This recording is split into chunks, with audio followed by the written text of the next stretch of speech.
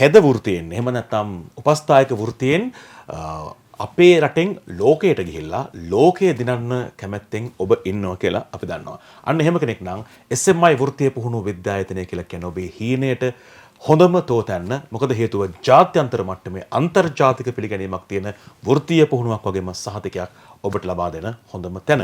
ඒ ආයතනයේ ජ්‍යෙෂ්ඨ කළමනාකාරතුමිය සකුනිකා රෙජිනෝල් මහත්මියත් එක්ක අපි කතා කරමින් ඉන්නේ ලංකා වොයිස් TV තුලින්.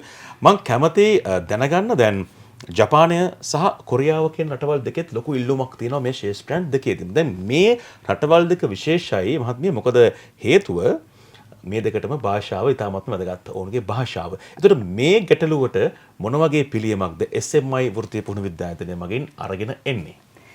ඔව් අපේ මේ වෙන විටත් අපේ ආයතන තුල නර්සින් පාඨමාලාව හදාරන සිසුන් සඳහා ජපන් භාෂාව සහ කොරියන් භාෂාව අධ්‍යයන කටයුතු වලට ඒගොල්ලන්ට සම්බන්ධ වෙන්න පුළුවන් ඉගෙනුම් පරිසරය අපි සූදානම් කරලා තියෙනවා. කියන්නේ එයාලා යන රට අනුව තෝරගන්න පුළුවන්. එතනදී අපිට සම්බන්ධ වෙනවා නම් ජපානයේ තමයි ඒගොල්ලෝ තෝරගෙන තියෙන රට කියලා ඒ ශිෂ්‍යයාවට පුළුවන් හෙද පාඨමාලාවත් සමගම ජපන් භාෂාවත් ඉගෙනගෙන ඒගොල්ලන් ඒ අපේක්ෂිත කරන රටට යොමු වීමට අවශ්‍ය කටයුතු සූදානම් කරගන්න.